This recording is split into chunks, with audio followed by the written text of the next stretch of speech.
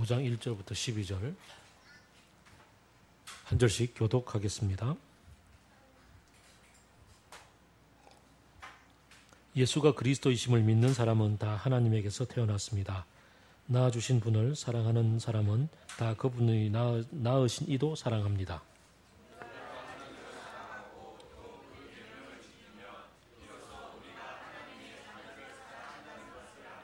하나님을 사랑하는 것은 그 계명을 지키는 것입니다.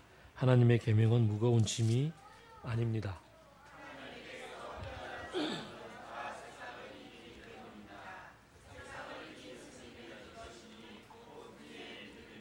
세상을 이기는 사람은 누구입니까? 예수가 하나님의 아들이심을 믿는 사람이 아니고 누구겠습니까?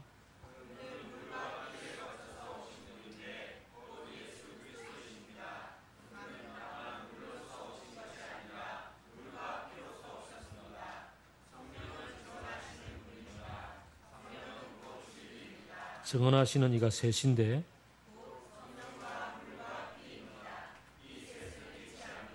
우리가 하나님의 증언도 받아들였거늘 하나님의 증언은 더욱더 큰 것이 아니겠습니까? 하나님의 증언은 이것이니 곧 하나님이 자기 아들에 관해서 증언하셨다는 것입니다.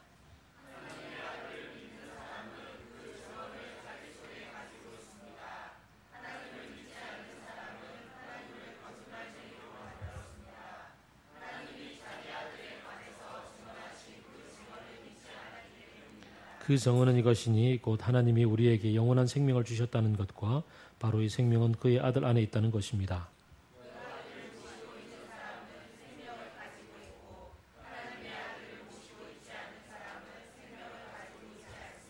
13절을 다 같이 읽겠습니다. 시작. 아들이 있는 사람들인 여러분에게 이 글을 씁니다. 그것은 여러분이 영원한 생명을 가지고 있음을 알게. 아멘.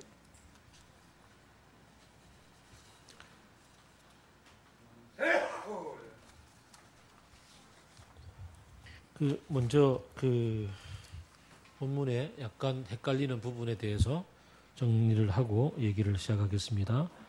7절, 8절 증언하시는 이가 셋인데 곧 성령과 물과 피입니다. 이 셋은 일치합니다. 라고 되어 있잖아요. 기역되어 있는데 난회 사본으로 가보면 난회조로 가보면 몇몇 사본에는 하늘에서 증언하시는 이 세 분이 계십니다. 아버지와 말씀과 성령입니다. 이 셋은 하나입니다. 땅에서 증언하는 셋이 있습니다. 영과 물과 피입니다. 이 셋은 일치합니다. 이렇게 적혀 있다고 얘기를 하고 또 이게 과연 왜 이렇게 복잡하게 쓰여졌을까? 이런 학자들의 분석의 결론. 이 본문이 한참 후대에 쓰여졌잖아요. 요한복음 다 지나서. 그래서 1세기 말 근처에 되었을 때에 이미 하나님 아버지, 성부, 성자, 성령에 대한 얘기가 굉장히 사람들 사이에 왈가왈부 얘기가 많았고, 그래서 삼위일체에 대한 가장 기초적인 합의가 교회 안에서 이루어졌던 상태, 신학적인 결론이 나 있는 상태. 그래서 그 얘기를 따라서 이렇게 뒤에 첨가한 거다, 이런 게 오늘 본문에 있어서의 가장 합리적인 해석인 것 같습니다. 그래서 셋을 굳이 맞추려고 애를 썼다는 거죠. 삼위일체 때문에.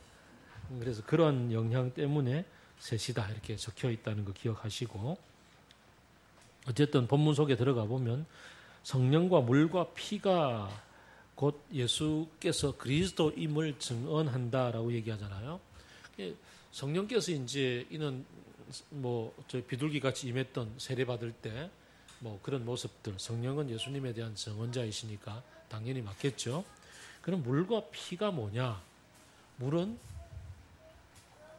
학자에 따라서 어떤 학자들은 또 상상력을 발휘해서 예수님이 돌아가셨을 때에 이게 상을 찔렀더니 뭐가 쏟아졌다고? 옆구리에서 물과 피가 쏟아졌더라. 그래서 그 장면에서 이 물과 피가 아니냐. 그래서 예수님의 십자가의 죽으심을 상징한다. 이렇게 얘기하기도 하는데, 많은 이제 또 일반적인 학자들은 이걸 나누어서 피는 당연히 예수님이 십자가에 돌아가심, 그러니까 우리 아까 성찬식 할 때도 예수님의 피 그랬잖아요. 피를 통해서 우리가 죄 씻음을 받는 부분에 대한 얘기인 것 같고, 그럼 물은 뭐냐 했을 때 떠오르는 게 바로 예수님의 첫 출발이죠. 그러니까 사역의 공생의 첫 출발, 요단강에서 세례 받으셨잖아요. 세례 받으실 물로 세례 받으심. 그러니까 사역의 출발, 메시아로서의 부르심을 받음. 이 물로 세례 받았던 세례식이고, 그 다음에 그 피는 예수 그리스도 십자가의 완성, 죽으심을 통해서 메시아 사역을 이루심이라는 뜻으로 해석을 하는 것이 맞겠다 생각이 듭니다. 좀 어려운 우선 이제 주석의 문제를 좀 해결을 했습니다. 그 사도 요한이 살아가는 이 1세기 말 교회가 처음부터 말씀을 드렸던 것처럼 그 이미 이단들이 좀 많이 등장했던 때라고 얘기했잖아요. 이단들이 왜 등장을 했을까 생각을 해보면 참 오늘날 이단도 마찬가지이지만 우선은 예수 그리스도께서 십자가에 돌아가시고 부활하셨다라는 얘기를 전하고 이분이 곧 하나님이시고 하나님이 세상을 다스리시고 하나님이 황제이시다. 그 당시에 로마 황제 아우구스투스가 제1인자요 신으로 수왕을 받던 시대에 그 애가 아니고 하나님이 신이시다. 예수 그리스도가 바로 그분이시다라고 얘기했던 게 상당히 받아들이기 힘든 주제죠. 우선은 그 물리적인 충돌이 일어나잖아요. 로마의 이 파워가 있는데 정치적인 군사적인 파워가 있는데 여기에 대항해서 나 인정할 수 없소라고 얘기하는 거니까 이건 뭐 다니엘의 제 친구가 절하라 그랬더니 안 하다가 풀무불에 던져지는 거랑 비슷한 상황을 맞이하게 될 거란 말이죠. 이런 어려움이 있고 두 번째는 죽었다가 살아났다라는 얘기가 지금도 비합리적으로 들리는데 그 당시도 당연히 비합리적이겠죠. 그래서 이거 어떻게 가능하냐라고 얘기하는 문제가 받아들이기 힘든 주제인 거죠. 그래서 이제 이러한 받아들이기 힘든 이 시대의 세계관 속에서 이 예수 그리스도께서 어떻게 전하고 있는 이 사도들이 전하고 있는 이 신앙을 뭔가 도움은 될 것 같고 그럴듯해 보이고 이것을 어떻게 조화를 이룰 수 있을까라고 고민하다가 세상의 방식으로 이 시대의 가치관으로 기독교를 설명하려고 들 때 이럴 때 이제 주종이 바뀌는 거죠. 기독교의 얘기를 세속적인 언어로 풀어내면 이게 참 적당하고 좋을 텐데 반대로 세상의 가치관으로 기독교를 이해하려고 덤벼들게 되니까 이단들이 생긴단 말이죠.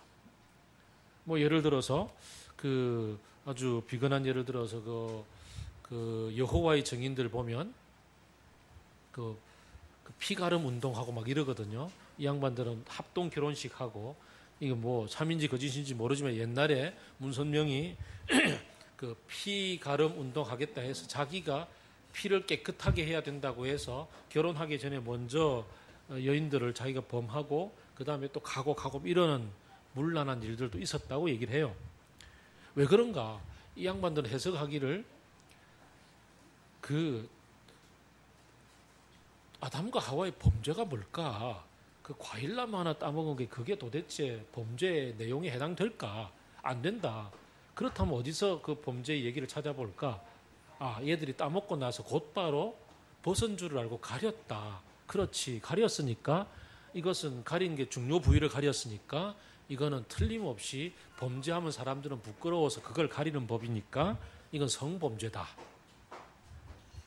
그래서 이 성범죄를 깨끗하게 바꾸어야 된다. 그래서 뭐 피가름 운동 이렇게 발전을 했다고 얘기를 해요. 이 시대의 가치관과 이 시대의 방식으로 기독교를 이해하려고 죄송합니다. 통일교. 네. 통일교가 그렇게 발전을 했어요. 그러니까 이렇게 덤벼드는 게 문제가 된단 말이죠. 이 당시도 마찬가지죠. 헬라 철학이 가지고 있는 가장 기본적인 세계관은 이원론이지요.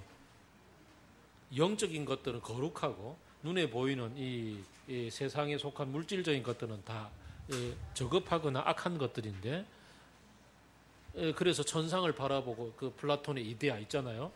그런 세계관을 갖고 있던 사람이 예수님의 얘기를 들으니까 영적인 눈에 보이지 않는 어떠한 이 천상에 속한 분이 어떻게 이렇게 저급한 몸을 입고 태어날 수가 있고, 그리고 돌아가셨으면 올라가셨으면 됐는데 잠시 몸을 입고 왔더라도 올라가셨으면 끝난 다시 몸을 입고 부활한다는 게 웬 말이냐 라고 의문을 제기하고, 여기에 대해서 그럼 가짜로 몸을 입고 태어난 거다, 뭐 가현설 뭐 이렇게 합리화하고 막 얘기를 발전시켜 나갑니다.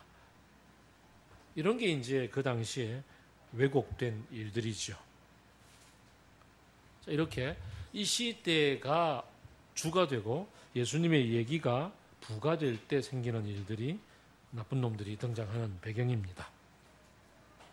이 속에서 사도 요한은 요한 1서를 쓰면서 왜 이걸 썼냐라고 얘기를 하잖아요. 왜 이걸 썼냐 하면은 제가 주보에 적어놨죠. 1번 읽어볼까요? 자, 주보에 적어놓은 1번 읽어봅니다.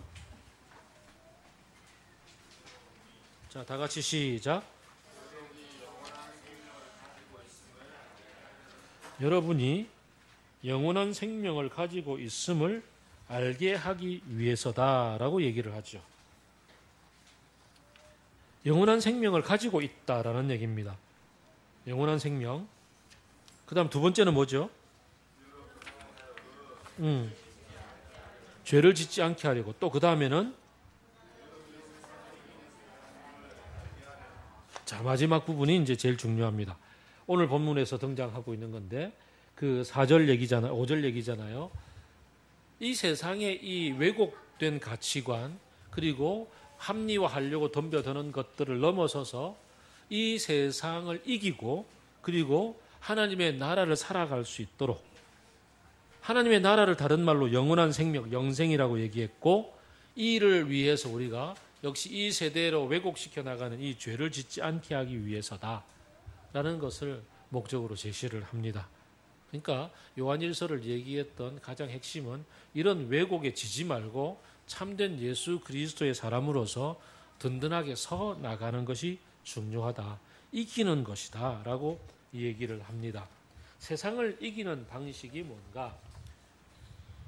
그 세상을 이긴다라고 얘기했을 때에 그 같은 이 사도 요한이 썼던 얘기가 그 요한복음 16장 33절에 나오죠.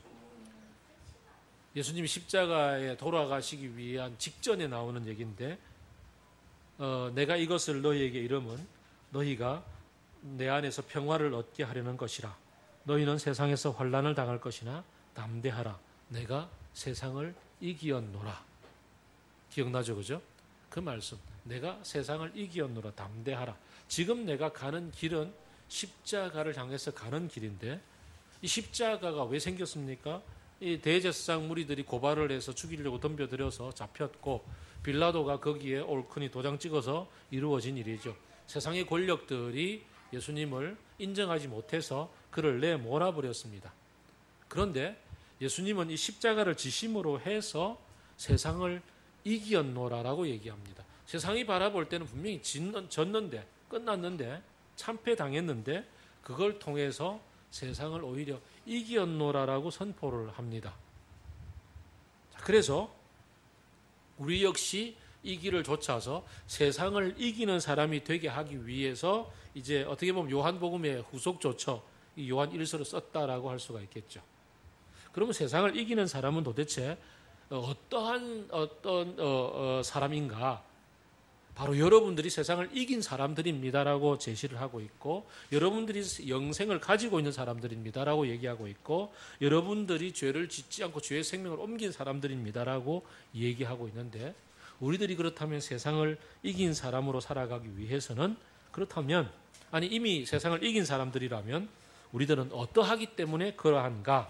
이 얘기가 워낙에 이 복잡한 이 사도 요한의 사도 요한 1서에 이게 조금 얘기하고 반복하고 하나 더 덧붙이고 또 반복해서 얘기하고 하나 더 덧붙이고 계속 이렇게 써왔기 때문에 지금까지 얘기했던 것을 총체적으로 정리해서 얘기를 해보고자 합니다.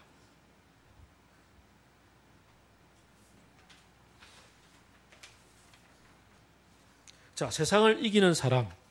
지금까지 이 사도 요한이 얘기했던 전체를 정리해서 얘기해보면, 첫 번째, 어떤 세계관을 갖고 있는가? 좀 전에 이미 충분히 말씀을 드렸던 것처럼 사람들은 이 시대의 가치관으로 예수님의 얘기를 왜곡시키고 비뚤게 해석하고 받아들이고 있지 않습니까? 거기에 대해서 얘기하기를 반복해서 계속 얘기해 왔습니다만 오늘 본문에도 분명히 얘기하기를 예수께서 그리스도이심을 믿는 사람, 이런 세계관을 가진 사람이라고 얘기합니다. 이걸 믿음으로 받아들이는 사람이라고 얘기합니다.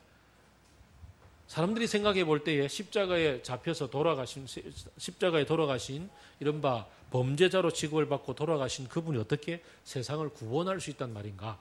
세상을 구원하려고 하면은 로마의 황제처럼 이렇게 군사력을 가지고 혹은 그리스 사람들처럼 비록 로마가 그리스를 정복을 했다 할지라도 그리스 사람은 결코 우리가 정복당한 것이 아니다. 우리의 문화와 우리의 철학이 로마를 정복했다라고 생각하는 사람들이거든요.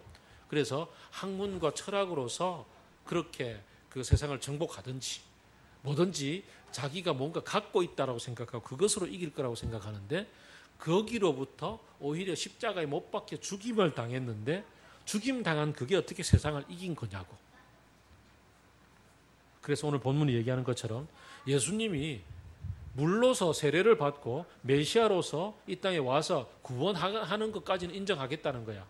하지만 어떻게 십자가에 돌아가시는 피를 통해서 구원하겠다는 거냐, 못 받아들이겠다라고 얘기하는 사람들이 이 가짜들, 거짓 교사들인데 비해서 이걸 받아들이는 사람, 그리고 이 방식대로 살아가는 사람이라고 이야기합니다. 예수님이 십자가에 돌아가시고 피를 흘리시는 방식으로 세상을 구원하시겠다고 얘기한다면, 그걸 전하고 살아간다면 1세기 시대에 그 동일하게 이것을 받아들이고 꿋꿋하게 이것을 전하고 살았던 사람들이 지금까지 우리의 교회 역사를 이루어 왔고 그리고 하나님의 나라를 선포하고 살아왔다면 오늘날도 마찬가지겠죠. 이 시대에 어떤 세계관을 가지고 어떤 믿음을 가지고 살아가는 사람들이 세상을 이긴 사람들인가?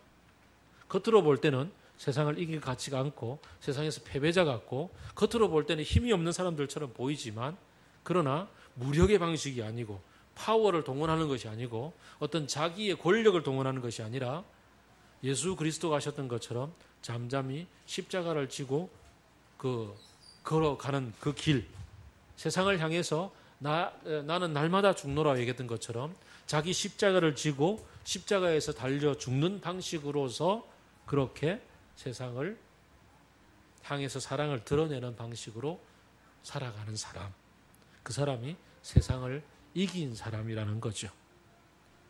참 놀랍지 않습니까? 어떻게 이런 길을 걸어갈 수 있을 것인가? 온유하고 남들이 생각할 때 전혀 아닌 것 같은 이 길. 최근에 페북에서 제가 보기를 아프리카에 어떤 한 아저씨가 자기도 별로 가진 것 별로 없는 사람인데 큰 그 탱크로리를 하나 구해가지고 그 탱크로리에 날마다 가득 물을 채워서 한 70km 달려가서 그 다음에 정글 한가운데다가 온푹 패인 곳에다가 물을 붓고 돌아오는 일을 매일 반복을 하고 있답니다. 이유는 그 동네가 지금 엄청난 가뭄이라 가지고 이 가뭄이 사실은 인간들의 그 자연 개발 파괴 때문에 생긴 사막화 때문에 생긴 건데 그 피해를 누가 당하느냐 하면은 사람들이야 관정해가지고 물 끌어다 쓰면 되는데 그 아프리카의 밀림에 있는 동물들이 다 죽어가고 있는 가뭄 때문에 그래서 이걸 참다 못해서 우리 속죄하는 마음으로 미안하다고 자기 있는 재산을 털어가지고 탱크로리 사서 물 가서 부어주고 자기는 지금 신장 이식을 해야 되는 만큼 신장이 망가져 있는 사람인데 돈이 없어서 신장 이식을 못하고 살아가는데 근데도 그 탱크로리에 물값 계산해가지고 가서 부어주고 이제 동물들도 이제 알아서 매일 그 탱크로리가 나타나면 다 몰려들어서 웅덩이 물을 먹고 살아가는 겁니다. 자기를 돌보지 않고 내어주는 삶. 이게 어떻게 보면 피를 흘림으로 이 세상을 구원하겠다고 그렇게 그 십자가를 지셨던 그 예수 그리스도를 따라서 세상을 이기며 살아가는 삶의 방식이 아닐까 생각을 해봅니다.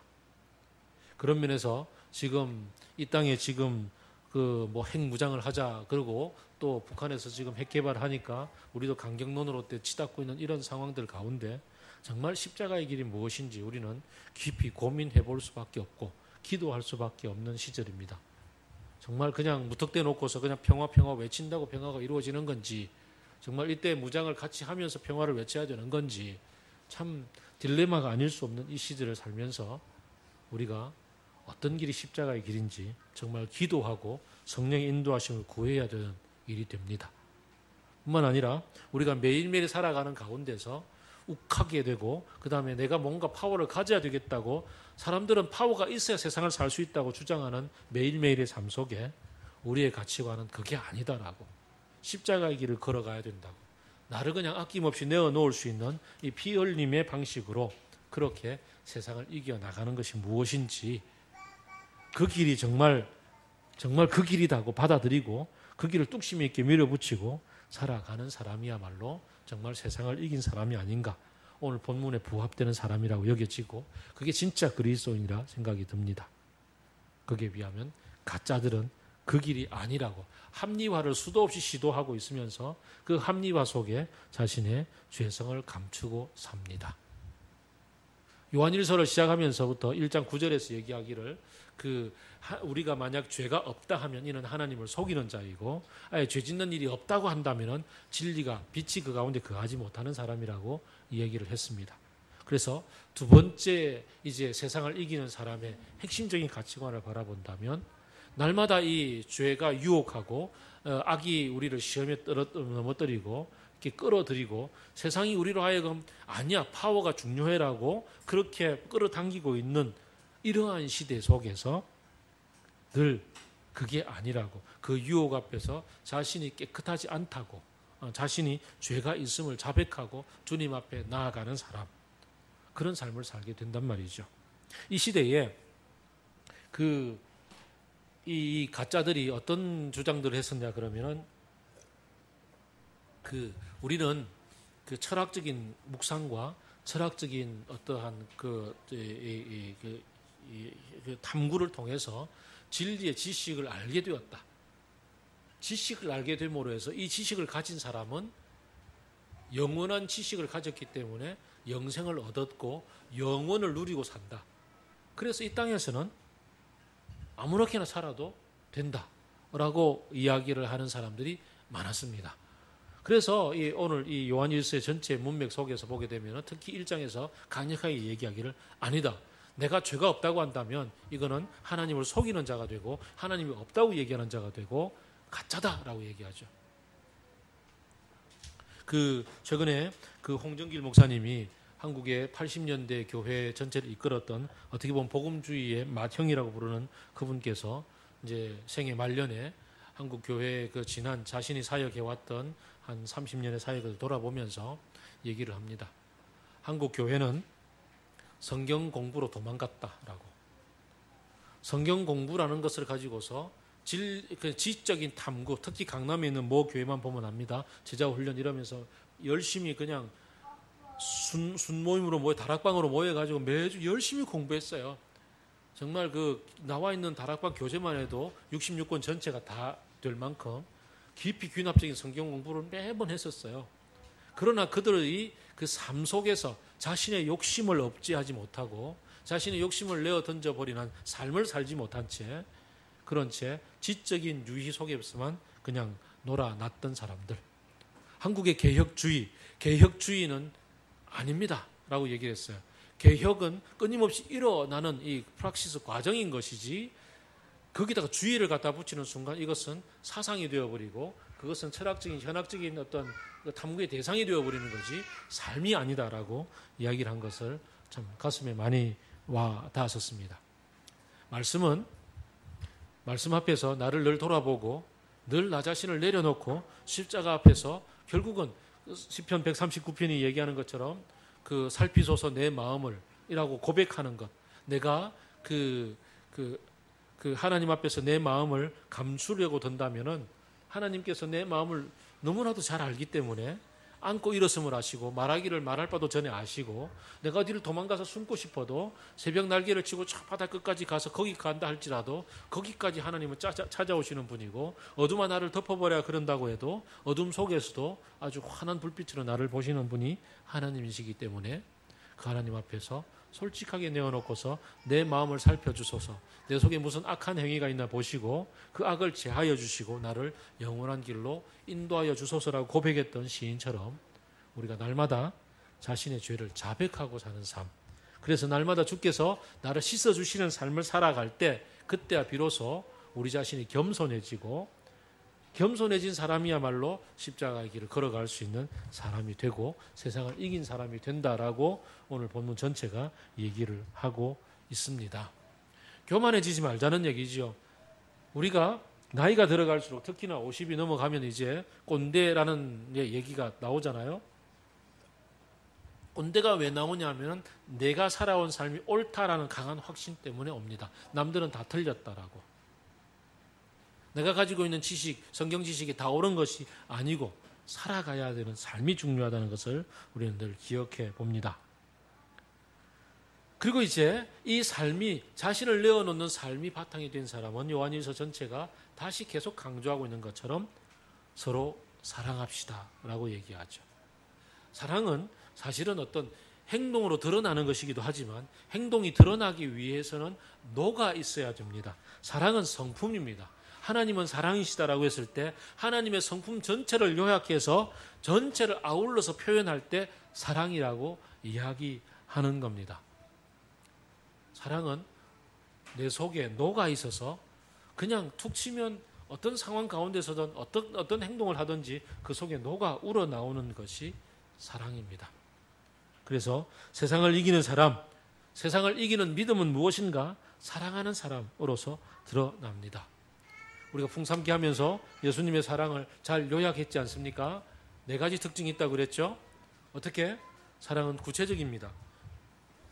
성품은 드러나게 마련입니다.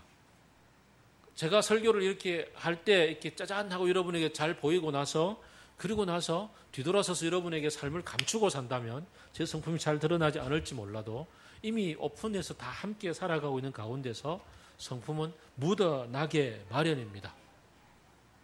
묻어나는 성품 속에 사랑이 드러납니다. 구체적으로 어떤 행동으로 어떻게 드러나는지는 매일매일의 내 삶을 돌아보면 됩니다. 그 다음에 또 사랑은 희생하는 사랑이라 그랬죠. 예수님이 십자가에서 자기를 내어준처럼 아까 그 아프리카의 그 흑인 아저씨처럼 끊임없이 나를 내어줄 줄 아는 그 자기를 내어주는 희생하는 사랑.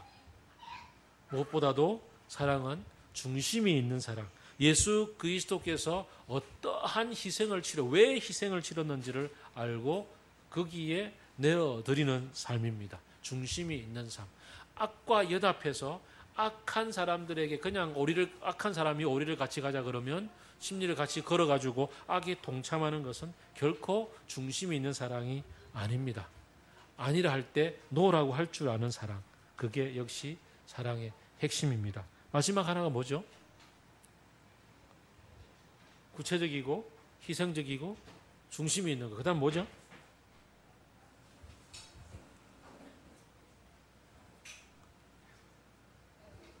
응? 가장 최근에 풍삼기 하신 분? 나도 모르겠다.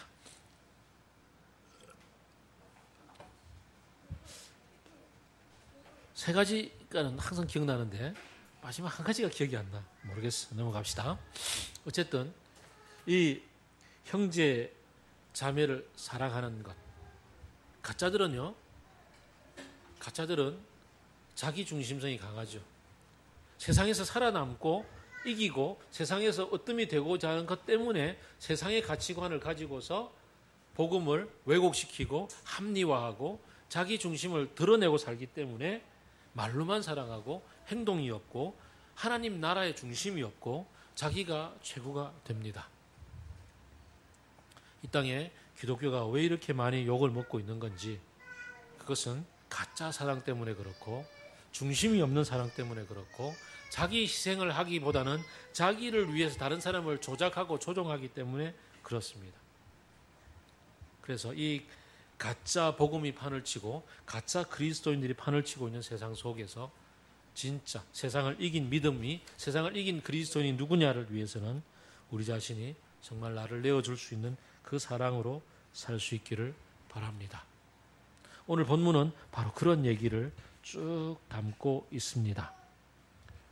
우리의 믿음, 세상을 이긴 믿음은 예수 그리스도가, 예수님이 그리스도이심을, 예수님이 메시아이심을, 세상을 구원하신 분이심을, 그래서 그분이 왕이심을, 하나님께서 다스리시는 나라임을 믿고 그분 앞에 겸손히 우리를 내어드릴 줄 아는 사람입니다. 가짜들은 그것을 부정합니다. 궁극적으로 가다 보면. 그리고 세상을 이긴 믿음을 갖고 사는 사람들은 내가 가다 보면 관성에 젖어서 뭔가 자기 자신을 돌아볼 수 있는 그 겸손함으로부터 떠나서, 십자가를 기는 삶으로부터 떠나서 자신은 죄로부터 멀리 떠나 있는 것처럼 착각하고 사는 거기에서부터 내려와서 날마다 죄를 자백하고 그렇게 살아가는 겸손한 사람입니다. 마지막으로 이 모든 것이 녹아서 사랑으로 펼쳐지는 사람입니다. 오늘 본문 이 전체를 정리해 볼 때 그렇게 됩니다. 이것을 12절에서는 생명을 가지고 있는 사람이라고 표현했습니다. 이게 바로 영생의 전체적인 풍성한 내용입니다. 우리가 어떤 삶을 살아야 되는지, 우리가 살아가고 있는 삶이 정말 세상을 이긴 게 맞는 건지 우리의 마음속에 믿음으로서 바라볼 일입니다. 그리스도가 내 마음에 있고 성령께서 내 마음에 계셔서 증언해 주십니다. 그 증언을 따라서 날마다 승리의 삶을 살기를 바랍니다. 세상을 이긴 삶은 세상에서 다른 사람들을 완전히 밟아 이겨 해서 고지를 정복하고 꼭대기에 올라서는 게 세상을 이긴 게 아니라 예수님처럼 십자가를 지고 십자가의 길을 걸어가는 것이, 그게 세상을 이긴 것이라는 것을 다시 한번 다져봅니다. 같이 기도하겠습니다.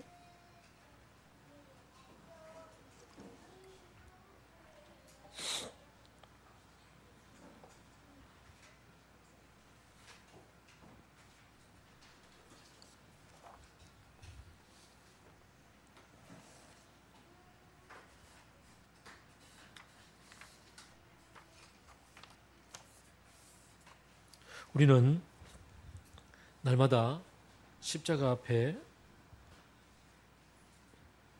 나를 돌아보고 그렇게 주님 앞에 내어드리며 죄를 자백하며 성결의 삶을 살고 있는 것,